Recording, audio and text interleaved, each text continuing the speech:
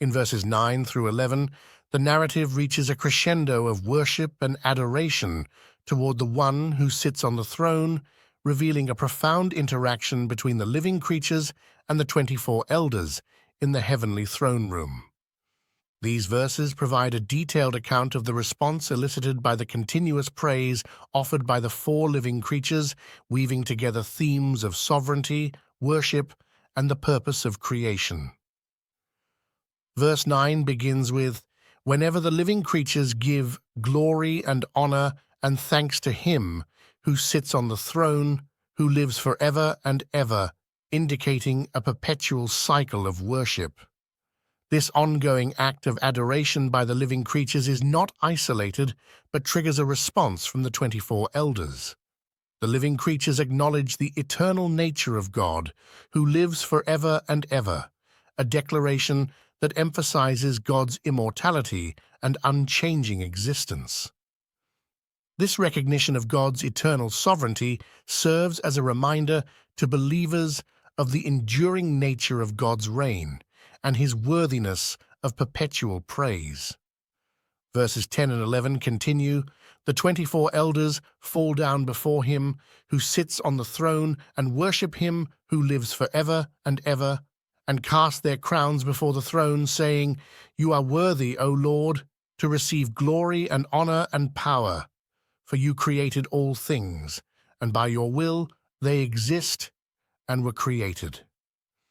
The act of the elders falling down in worship signifies complete submission and humility before God. The casting of their crowns before the throne is a powerful gesture of acknowledgment that their authority and reward are derived from and subordinate to the supreme authority of God. This act of laying down their crowns can be seen as an ultimate expression of worship, recognizing that all honor and power belong to God alone.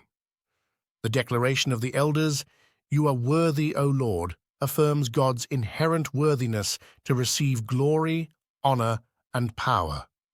This acknowledgement is grounded in the foundational truth of creation.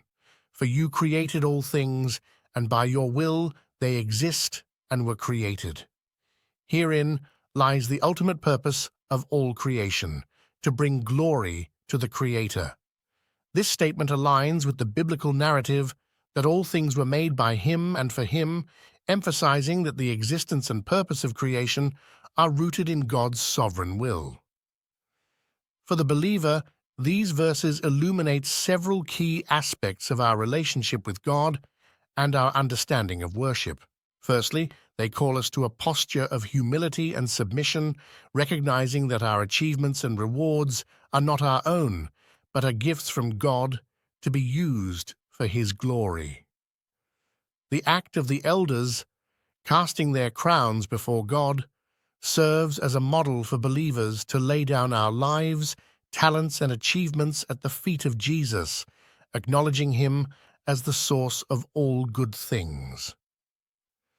Secondly, the continuous worship of the living creatures and the elders highlights the centrality of worship in the believer's life.